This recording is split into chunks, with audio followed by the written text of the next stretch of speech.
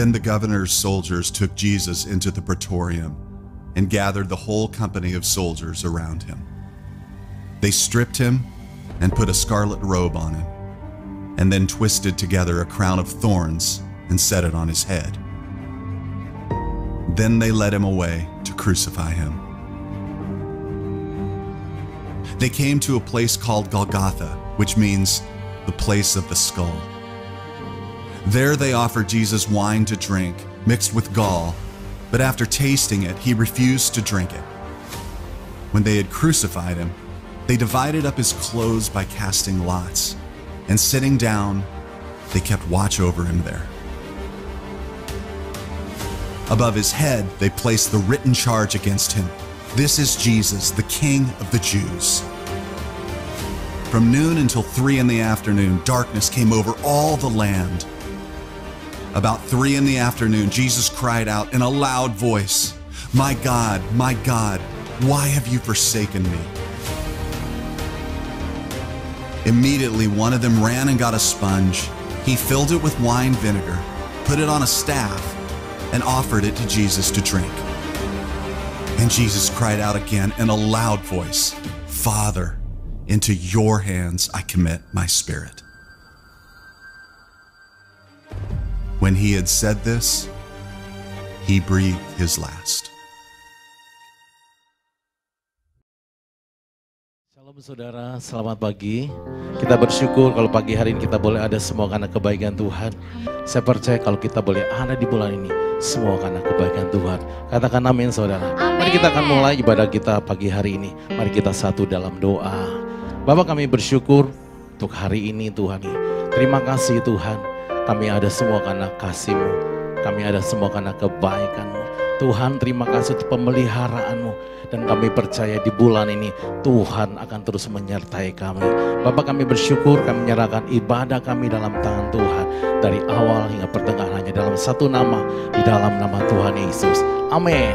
Haleluya. Kami akan melihat Engkau akan terus bergerak, memberkati kami. Dan biarlah hari-hari kami tetap bersyukur Tuhan. Apapun keadaan kami, ucapan syukur kami yang terus kami naikkan kepada Engkau Bapa. Terima kasih ya Tuhan. Terima kasih Bapa.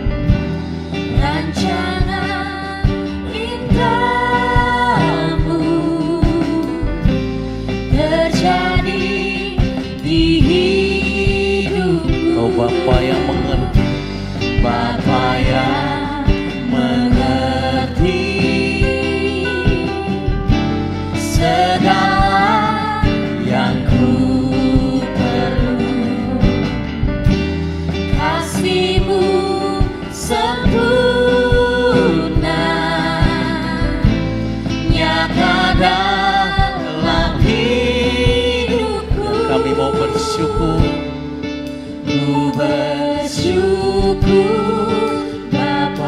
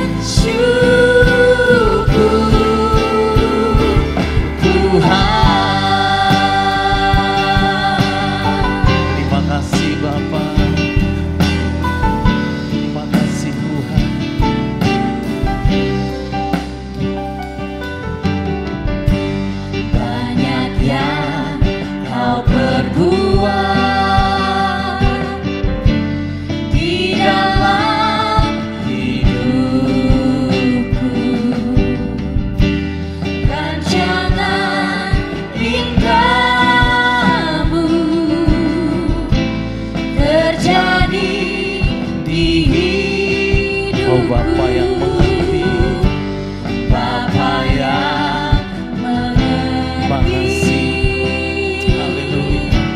segala yang ku perlu.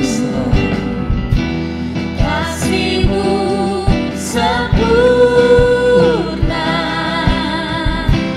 nyata dalam hidupku. Dan kami mau bersyukur, Ku bersyukur Bapa, ku bersyukur Tuhan, buat kasih setia-Mu di dalam hidupku. Ku bersyukur Bapa,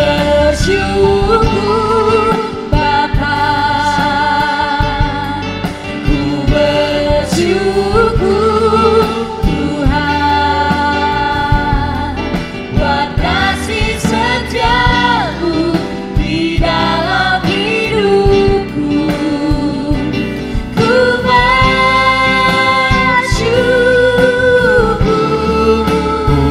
bersyukur Bapa, ku bersyukur Tuhan, buat kasih setia-Mu di dalam hidupku. Ku bersyukur, kami bersyukur Tuhan. ku bersyukur Bapa, ku bersyukur Tuhan, buat kasih setia-Mu di dalam Buat kasih setia-Mu, buat kasih setia-Mu di sekali lagi buat kasih setia-Mu, buat kasih setia-Mu di dalam hidupku. Ku bersyukur Tuhan,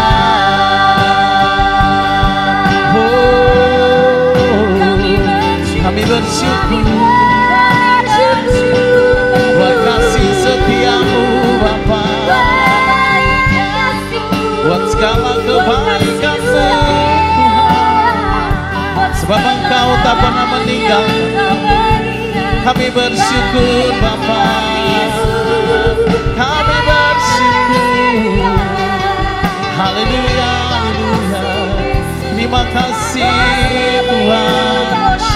Kami bersyukur Bapa, kami bersyukur. Terima kasih Tuhan. Terima kasih Bapa, buat kasih setia-Mu di dalam hidup kami. Terima kasih Tuhan. Terima kasih Bapa. Iralabaya shenalabalabala.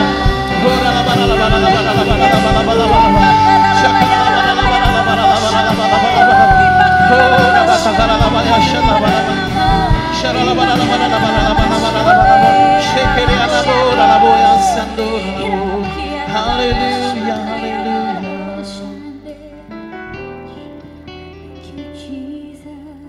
Bapa, Engkau setia, dan kami tahu Kau akan terus memelihara kami gereja, dan pengharapan kami dalam Engkau tidak pernah mengecewakan, karena Engkau sekali-kali tidak pernah meninggalkan kami. Terima kasih ya Tuhan, dan kami tahu Engkau sedang menunjukkan kasih setia-Mu buat setiap kami Bapa. Terima kasih ya Tuhan, Kau baik ya Tuhan. Terima kasih. Tunjukkan kasih setia-Mu, Kau menyediakan yang ku perlu.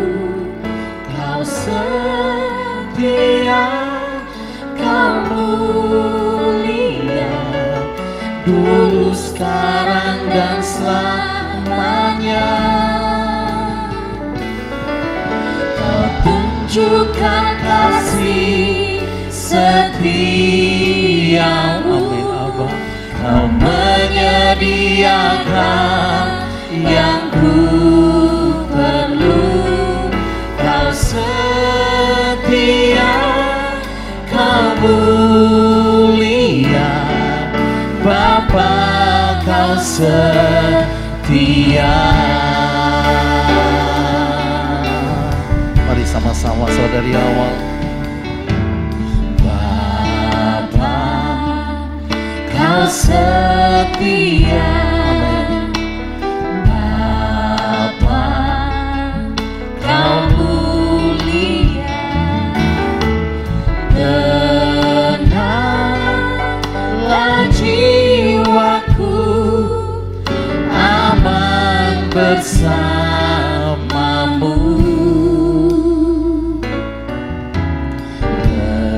Lebih dari harta, Kaulah segalanya.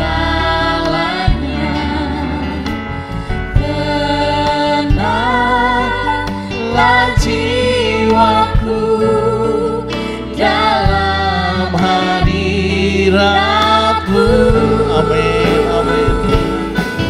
Kau tunjukkan kasih setiamu. Kau menyediakan yang ku perlu. Kau setia, kau mulia, dulu, sekarang, dan selamanya. Kau tunjukkan kasih setiamu. Kau menyediakan yang ku perlu. Kau setia, kau mulia, Bapa, kau setia. Mari katakan sekali lagi. Kau tunjukkan kasih Yes, Lord. Amin. setiamu. Kau menyediakan setiap kami apa yang menjadi kebutuhan kami. Yes, Lord. Perlu. Kau setia, kau Dulu, sekarang, dan selamanya. dulu, sekarang, dan selamanya. Amin. Kau tunjukkan kasih setiamu. Kau menyediakan yang ku perlu. Kau setia, Katakan kau setia. mulia. Kau setia. Kau setia. Mulia. Kau setia. Kau mulia. Bapa, kau setia.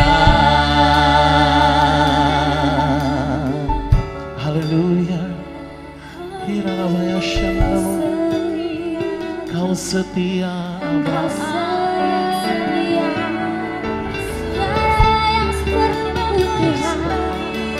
Kau baik. Mari terus angkat suara kita, sembah Tuhan di bulan yang baru ini. Biarlah Dia Tuhan yang kita sembah. Dia terus membuka jalan dan memberkati kehidupan kita. Haleluya. Oh Tuhan. Haleluya. Oh Yesus Tuhan. Haleluya. Glory bagi-Mu Tuhan. Haleluya. Terima kasih Bapa.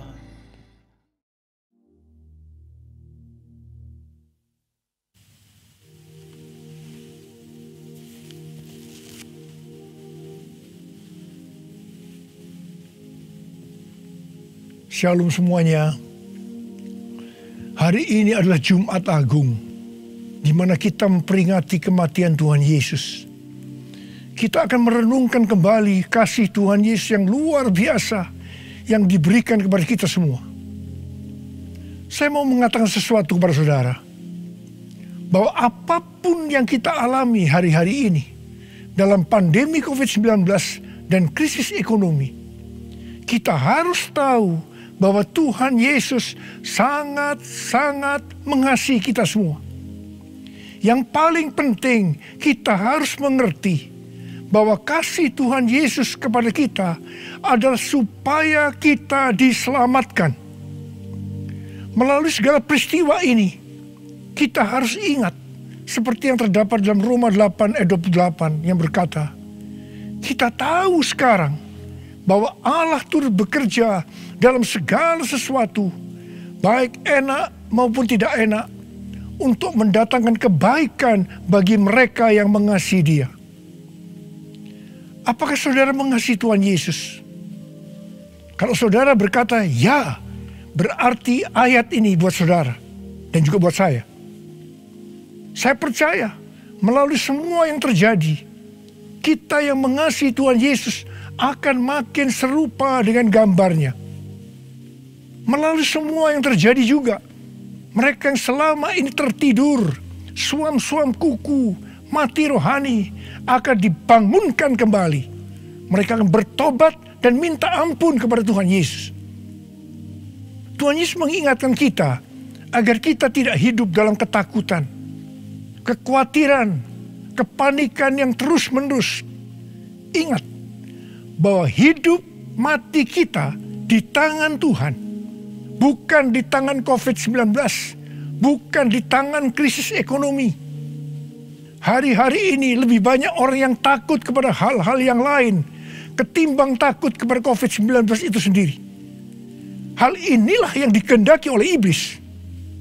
Kalau hal ini berlarut-larut, maka akan lebih banyak orang yang meninggal karena ketakutan ketimbang meninggal karena COVID-19 itu sendiri. Karena itu, kita harus mengingat firman Tuhan yang berkata, dalam tinggal tenang dan percaya terletak kekuatanmu. Alkitab berkata, Yesus mati karena dosa-dosa kita. Dia dikuburkan, tetapi pada hari yang ketiga, Dia dibangkitkan. Alkitab berkata, semua orang telah berbuat dosa dan telah kehilangan kemuliaan Allah. Upah dosa ialah maut, mati kekal selama-lamanya, tempatnya di neraka. Neraka adalah tempat yang sangat mengerikan. Jangan sampai masuk neraka. Karena itu, Tuhan Yesus datang ke dalam dunia ini untuk menyelamatkan kita semua. Bagaimana cara Tuhan Yesus menyelamatkan kita? Alkitab berkata, Tuhan Yesus yang tidak mengenal dosa dijadikan dosa oleh karena kita, supaya di dalam Dia, yaitu mereka yang percaya kepada Tuhan Yesus, dibenarkan oleh Allah. Apa arti dari ayat ini? Tadi dikatakan, semua orang telah berbuat dosa dan telah kehilangan kemuliaan Allah. Upah dosa ialah maut, mati. Jadi Tuhan Yesus harus mati, menggantikan saudara dan saya.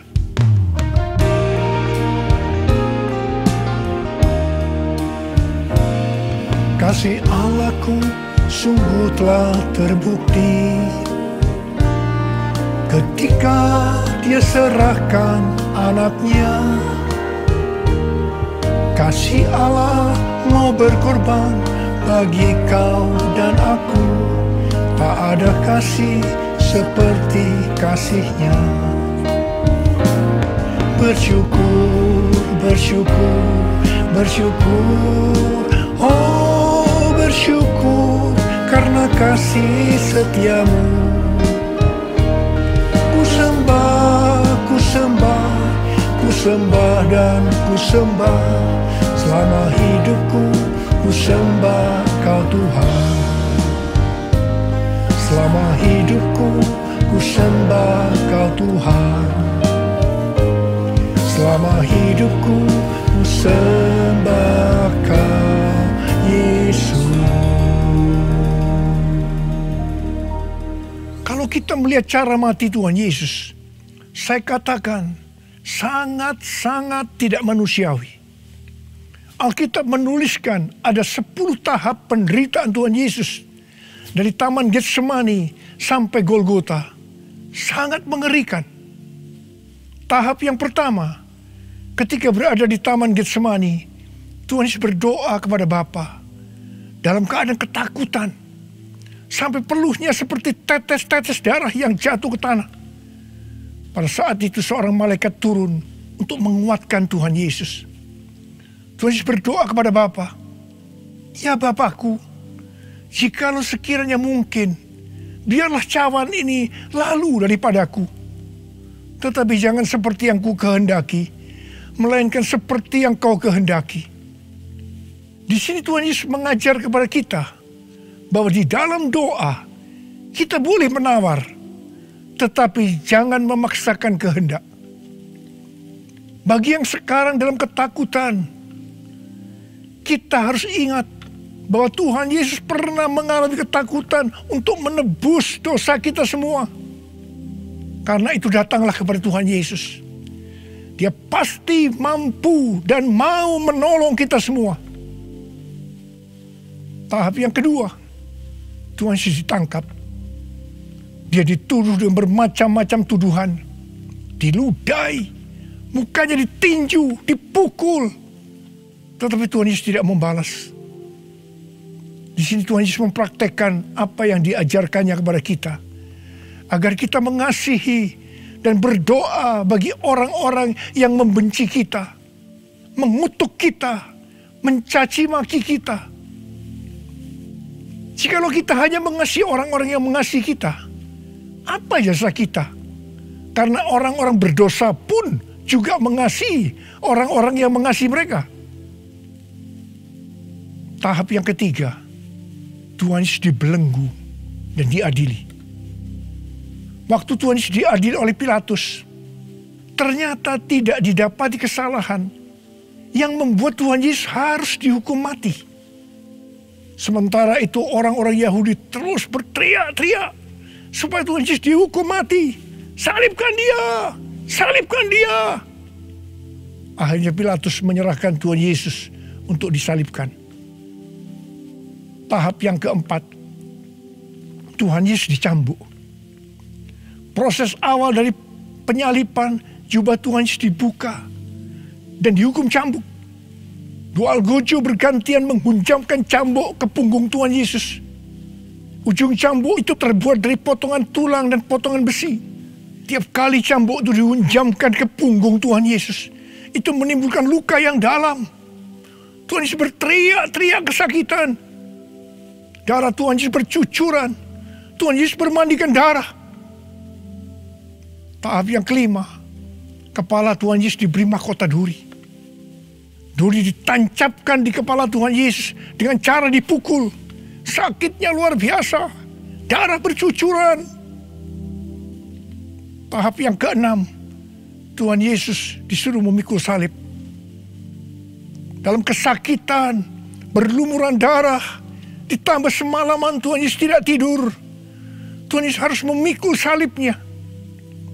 Tuhan Yesus jatuh bangun karena tidak kuat. Maka Simon dari Kirene disuruh menggantikannya.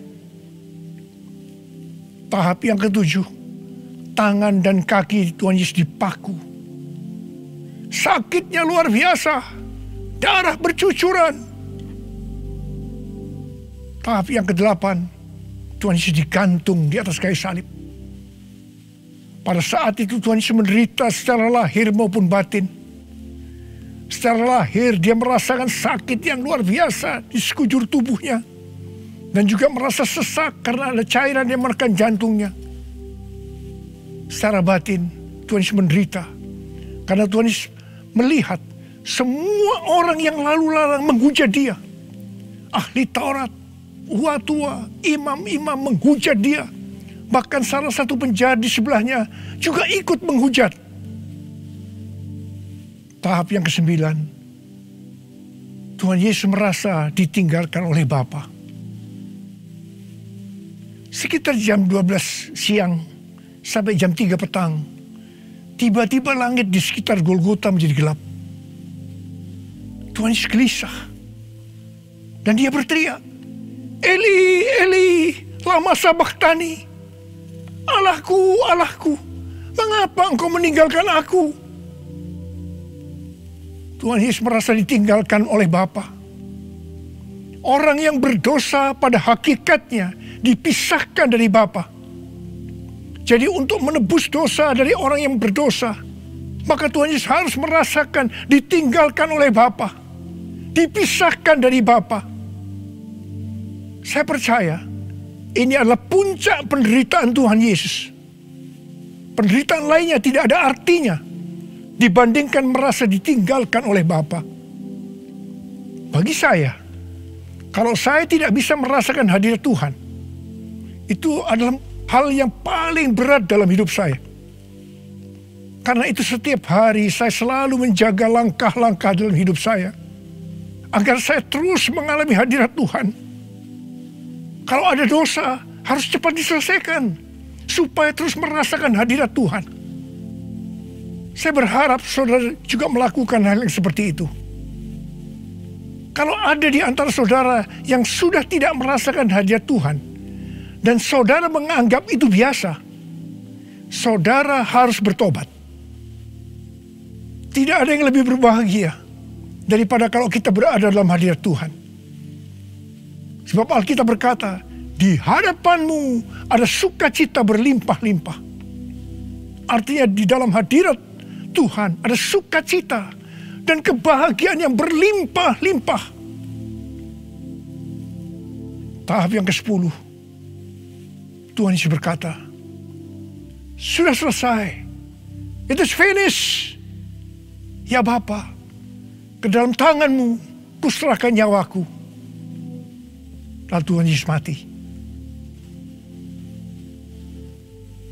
Pertanyaannya, mengapa Tuhan Yesus harus mati dengan cara demikian? Mengapa tidak dengan cara yang mudah? Dipenggal kepalanya, selesai. Mengapa Tuhan Yesus harus mati dengan bermandikan darah? Alkitab katakan, tanpa penumpahan darah tidak ada pengampunan dosa. Untuk mengampuni dosa saudara,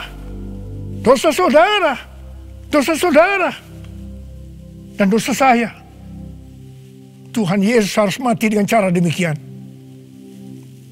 Selain itu, apalagi yang Alkitab katakan dengan cara mati Tuhan Yesus yang seperti itu? Yang pertama, penyakit kitalah yang ditanggungnya. Yang kedua, penderitaan kita yang dipikulnya.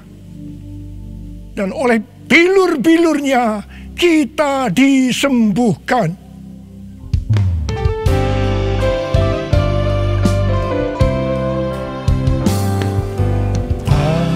Teruku kasih-Mu Yesus, Kau telah mati gantikan diriku. Kau curahkan darah-Mu untuk tebus dosaku.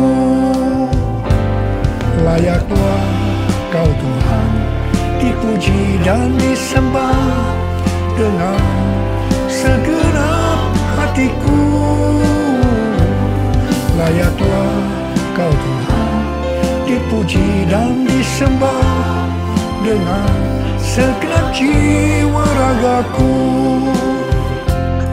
Dengan segenap jiwa ragaku.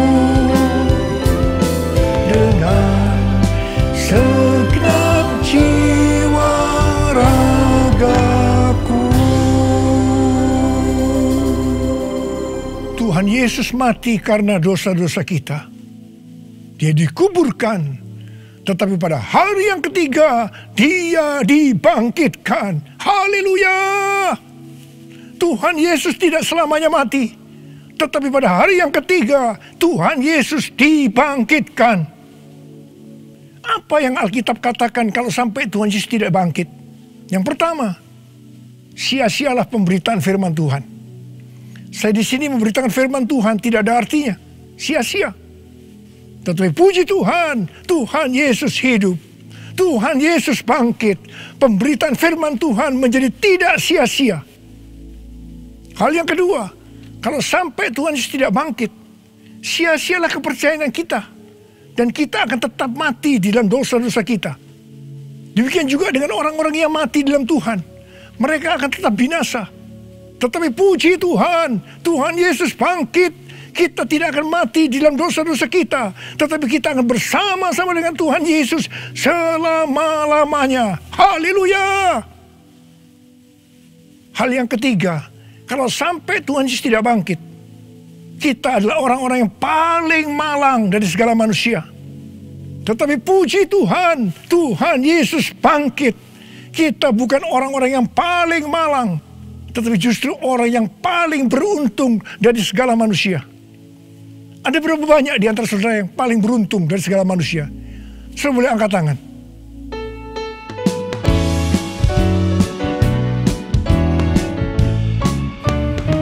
Sebab Dia hidup, ada hari esok. Sebab Dia hidup, ku tak gentar, karena ku tahu Dia pegang hari esok. Hidup jadi berarti sebab Dia hidup. Sebab Dia hidup,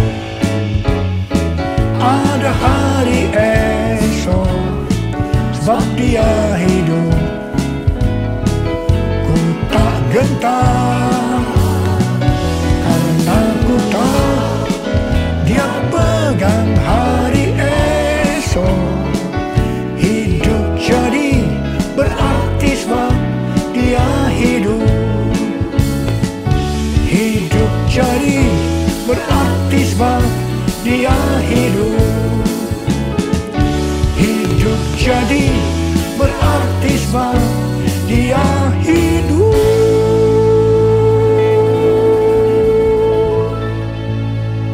Karena Tuhan Yesus hidup, maka ada hari esok. Karena Tuhan Yesus yang pegang hari esok saudara dan saya, Dia hidup. Dia berkata kepada kita, jangan kamu takut, jangan kamu khawatir, jangan kamu panik. Karena Tuhan Yesus hidup, maka mujizat-mujizat yang dilakukan oleh Tuhan Yesus 2000 tahun yang lalu masih ada sampai dengan hari ini. Orang buta melihat, orang lumpuh berjalan, orang tuli mendengar, orang mati dibangkitkan, orang kusta menjadi tahir, dan kepada orang miskin diberitakan kabar baik.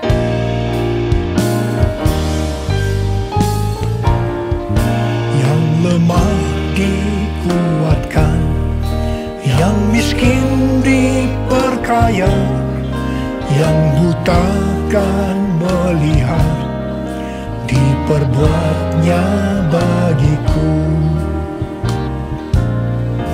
Yang lemah dikuatkan, yang miskin diperkaya, yang buta kan melihat, diperbuatnya bagiku. Hosana, Hosana, Yesus mati bagiku. Hosana, Hosana, Yesus bangkit bagiku. Hosana, Hosana, Yesus mati bagiku. Hosana, Hosana, Yesus bangkit bagiku. Yesus bangkit bagiku. Yesus bangkit bagiku. Karena Tuhan Yesus hidup, kita akan melihat Pentakosta ketiga akan digenapi, di mana melalui semua peristiwa yang sedang terjadi saat ini, penuaian jiwa yang terbesar dan yang terakhir sebelum Tuhan Yesus datang kembali terjadi. Bangkitnya generasi Yeremia yaitu generasi anak-anak muda yang dipenuhi dengan Roh Kudus, cinta mati-matian kepada Tuhan Yesus, tidak kompromi terhadap dosa, dan akan memenangkan banyak jiwa. Kepada kita, orang-orang yang sungguh-sungguh dengan Tuhan, akan diberikan kuasa untuk menyelesaikan amanat agung Tuhan Yesus. Karena Tuhan Yesus hidup, maka untuk mengalahkan pandemi COVID-19, Tuhan menuntun kita untuk melakukan hal-hal sebagai berikut. Yang pertama, kita menghardik COVID-19 dan resesi ekonomi dengan berkata, dalam nama Yesus, diam, tenanglah. Yang kedua, kita memperkatakan Mazmur 91 karena kita percaya. Yang ketiga, kita melakukan seperti yang dituliskan dalam 2 Tawarikh 7 ayat 13 dan 14. Yaitu kita harus merendahkan diri, berdoa, mencari wajah Tuhan, dan berbalik dari jalan-jalan yang jahat. Kalau kita melakukan ini, maka Tuhan akan mendengar dari sorga dan akan mengampuni dosa kita semua, serta memulihkan negeri Indonesia yang tercinta. Yang keempat, kita harus bersembunyi barang sesaat lamanya sampai amarah Tuhan berlalu, sebab Tuhan sedang menghukum penduduk bumi. Yang kelima, gereja-gereja Tuhan harus bersatu untuk membuat mezbah doa dan pujian penyembahan untuk meminta belas kasihan Tuhan. Yang keenam, kita harus melakukan 6M, yaitu yang pertama, memakai masker. Yang kedua, mencuci tangan dengan sabun. Yang ketiga, menjaga jarak. Yang keempat, mengurangi mobilitas. Yang kelima, menghindari kerumunan. Dan yang keenam, melakukan vaksinasi. Karena Tuhan Yesus hidup, maka Tuhan Yesus memberikan tema untuk tahun 2021 sebagai tahun integritas. The year of integrity. Kita harus menjadi orang yang berintegritas. Panutan kita untuk menjadi orang yang berintegritas adalah Tuhan Yesus sendiri. Karena dia adalah the man of integrity. Kalau kita hidup sama seperti Kristus telah hidup, maka kita akan menjadi serupa dengan gambar Yesus, yaitu menjadi orang yang berintegritas. Kita harus ingat bahwa goal kita sebagai orang percaya adalah untuk menjadi serupa dengan gambar Yesus. Hanya orang yang menjadi serupa dengan gambarnya yang akan ikut dalam pengangkatan pada saat Tuhan Yesus datang kembali di awan-awan dan akan membawa kita masuk ke sorga.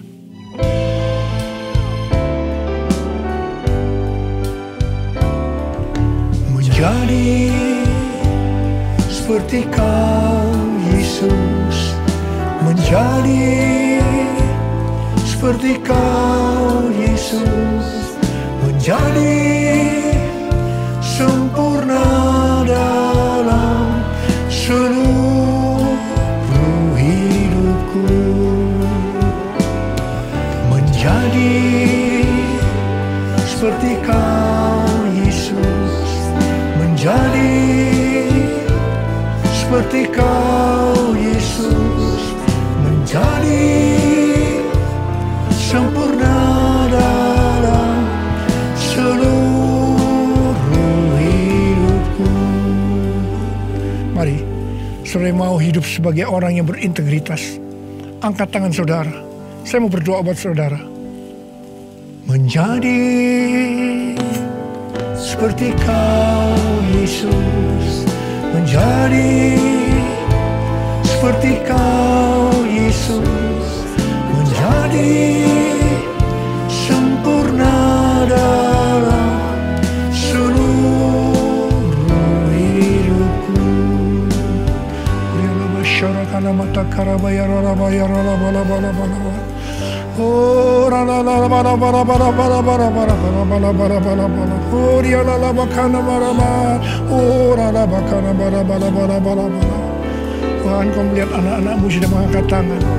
Mereka berjanji di hadapan-Mu untuk menjadi orang yang berintegritas, untuk makin serupa dengan gambar-Mu ya Tuhan.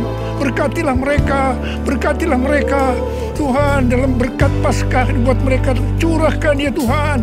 Berkat Paskah buat mereka, curahkan ya Tuhan. Engkau yang begitu mengasihi mereka,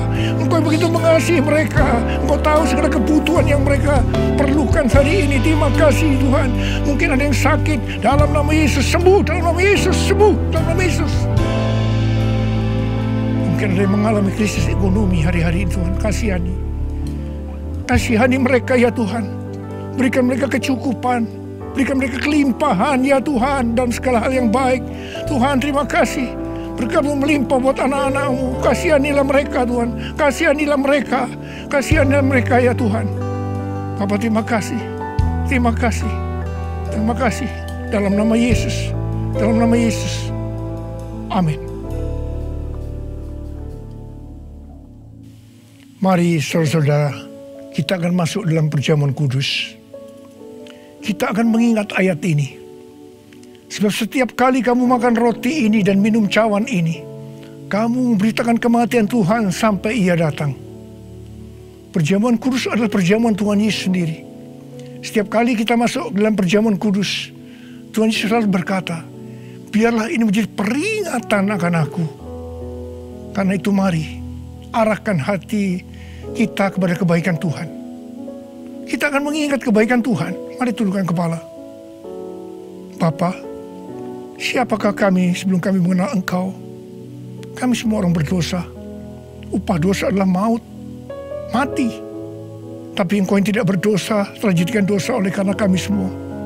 Engkau harus turun dari sorga mulia, menjelma menjadi manusia, mati ganti kami dengan penderitaan yang luar biasa.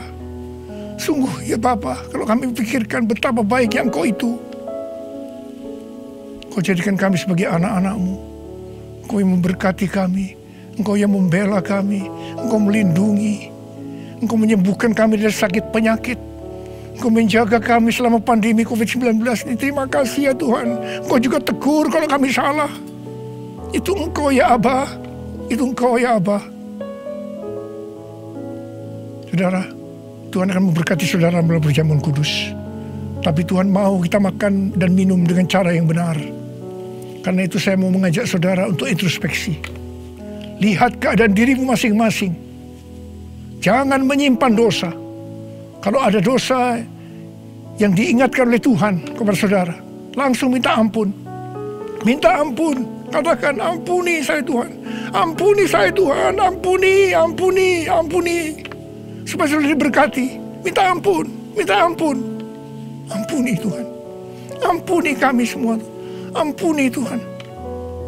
Hamba boleh memintakan juga ampun buat mereka. Ampuni juga hamba-Mu. Terima kasih. Terima kasih ya Abah. Terima kasih. Kami akan masuk dalam perjamuan kudus dengan hati yang penuh ucapan syukur. Dalam nama Yesus. Amin. Sekarang saudara, mari kita angkat roti di tangan kanan kita tinggi-tinggi. Sebab apa yang telah kuteruskan kepadamu telah aku terima dari Tuhan Yesus.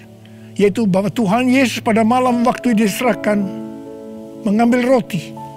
Dan sesudah itu ia mengucap syukur atasnya. Dia memecah-mecahkannya dan berkata, inilah tubuhku yang diserahkan bagi kamu. Perbuatlah ini menjadi peringatan akan aku. Sudah dikasih Tuhan. Bukankah roti yang kita pecah-pecahkan ini adalah persekutuan kita dengan tubuh Kristus? Mari kita makan dalam nama Yesus.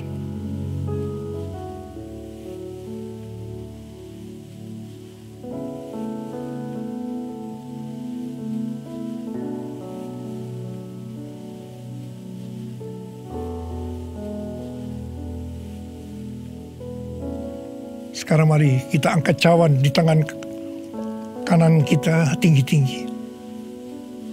Demikian juga ia mengambil cawan sesudah makan lalu berkata, cawan ini adalah perjanjian baru yang dimeteraikan oleh darahku.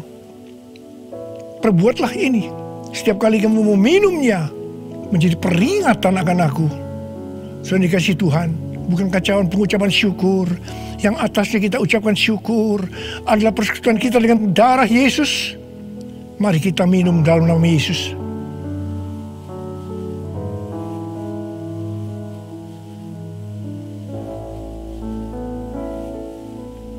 Mari angkat tangan saudara. Ucapkan syukur dengan suara. Jangan diam. Katakan bersama-sama. Tuhan, terima kasih ya Tuhan. Terima kasih ya Tuhan. Terima kasih. Terima kasih Tuhan. Terima kasih ya Tuhan. Terima kasih. Oh, Engkau baik Tuhan. Sebab Engkau baik.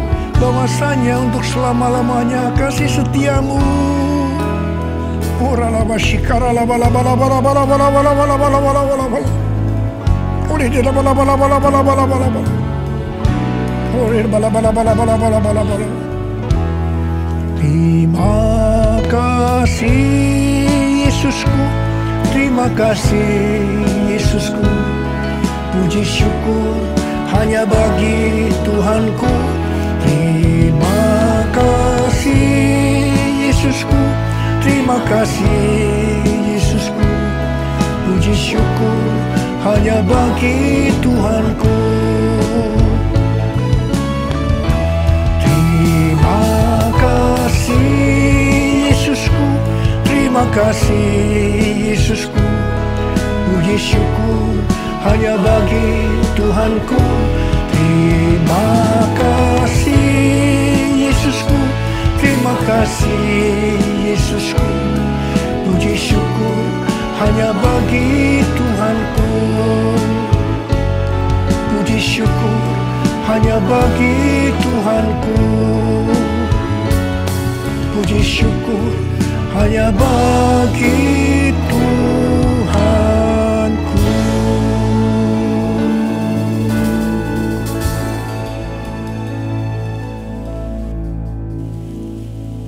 Sekarang terimalah berkat Tuhan. Kasih karunia yang berlimpah-limpah daripada Allah Bapa dalam Anak yang tunggal Yesus Kristus. Persekutuan yang manis dengan Roh Kudus menyertai saudara sekalian mulai hari ini. Sampai Tuhan Yesus datang menjemput kita di awan-awan dan bahkan sampai selama-lamanya. Yang percaya bersama-sama katakan amin.